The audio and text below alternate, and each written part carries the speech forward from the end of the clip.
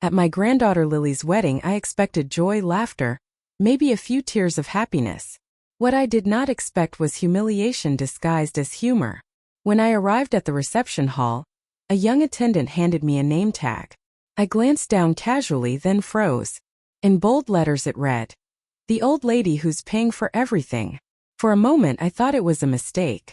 But as I looked around, I noticed a few guests smirking, whispering, nudging each other. My chest tightened. I had paid for the venue, the catering, the band, even Lily's dress, not for recognition but out of love. Yet there it was, reduced to a joke. I caught sight of Lily laughing with her friends, unaware. Or perhaps aware and unconcerned. I reminded myself to stay calm. My late husband, Robert, always told me to observe quietly before reacting. I took my seat, clutching my purse where a folded document rested. A document no one else in that room knew about. As the ceremony ended and dinner was served, memories flooded my mind. Robert and I had built everything from nothing. We raised our children with discipline, values, and generosity. Before he passed, Robert had insisted on updating his will. He said people reveal their true nature during moments of celebration and inheritance. At the time I thought he was being cynical. Now, watching the way Lily's in-laws treated me, polite on the surface, dismissive underneath, I understood. They spoke loudly about the decor choices they had made, conveniently forgetting whose money funded it. When someone joked about me being the family bank, laughter erupted. Lily smiled awkwardly but said nothing. That silence hurt more than the joke. I unfolded the program for the evening and saw that a toast was scheduled, mine. I had been asked weeks ago to say a few kind words. I decided then that I would say more than that. When my turn came, I stood slowly, feeling every one of my 72 years. The microphone trembled slightly in my hand, but my voice did not. I began warmly, congratulating Lily and her new husband, praising love, commitment, and family. The room relaxed. Smiles returned. Then I paused. I told them about Robert, how he believed legacy was not just about money but character. I reached into my purse and pulled out the folded paper. Confusion rippled through the crowd. I explained that Robert had left a hidden clause in his will, one I had never needed to mention before. Any descendant who showed entitlement, disrespect, or public humiliation toward family members would forfeit their inheritance until trust was restored.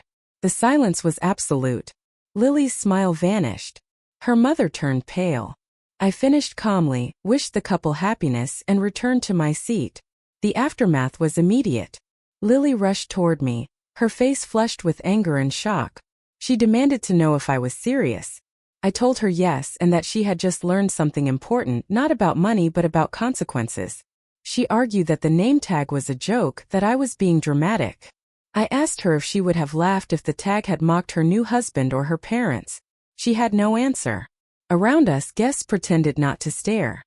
Her father approached quietly, eyes downcast, and asked if there was any way to fix this. I told him it wasn't about fixing, it was about understanding. Robert had seen this day coming long before any of us. Lily walked away in tears, leaving behind a fracture I never wanted, but perhaps one that was necessary. The next few weeks were painfully quiet. Lily didn't call. Her mother sent a brief message accusing me of ruining the wedding. I read it without responding. I revisited old letters from Robert, one of which explained the clause in detail. It wasn't meant to punish, but to pause entitlement and encourage reflection. I wondered if I had gone too far by revealing it publicly. Yet every time doubt crept in, I remembered the laughter at my expense. One afternoon, Lily finally came to see me. She looked smaller, less confident. She admitted she hadn't thought about how the name tag would make me feel.